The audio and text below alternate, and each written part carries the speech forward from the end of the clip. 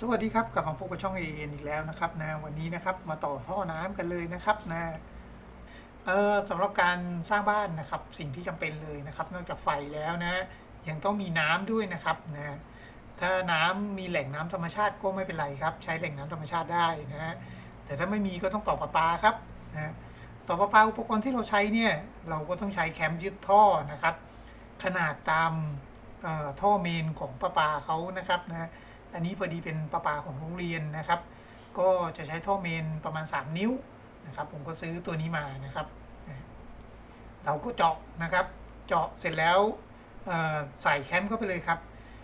สามารถใส่ได้ตอนยังมีน้ำอยู่นะครับตอนระบบเปิดน้ำเนี่ยแต่ของผมเนี่ยคือจะบอกว่าโชคดีหรือโชคร้ายก็ไม่รู้นะครับรถทำของกรมทางนะครับเขามาขุดเสร็จแล้วโดนท่อประปาแตกพอดีนะเขาก็เลยต้องปิดน้ำนะครับ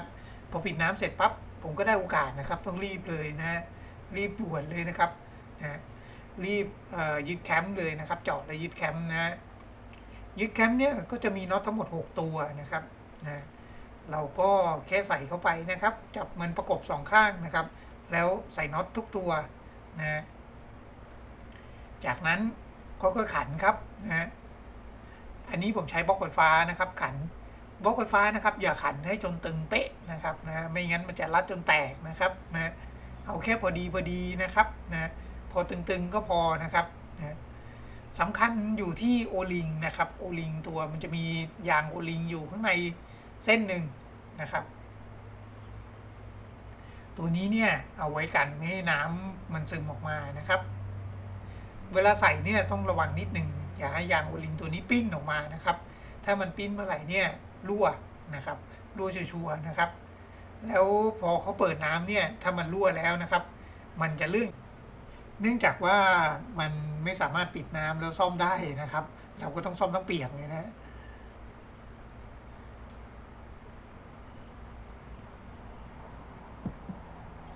ะครับทำการต่อท่อครับต่อท่อเข้าออกมาเลยนะครับต่อท่อแล้วใส่สต็อปวาล์วตัวหนึ่งนะครับจากนั้นนะครับนะต่อมาเข้ามิเตอร์นะครับจะใช้ท่ออ่อนหรือท่อแข็งก็ได้นะครับท่อ PE ก็ได้นะครับหรือท่อ PVC ก็ได้แล้วแต่เรานะครับแล้วก็นำมิเตอร์มาต่อนะครับมิเตอร์นี่มีหัวท้ายนะครับมีทางเข้ามีทางออกนะเวลาใส่ก็ต้องดูนิดนึงนะครับ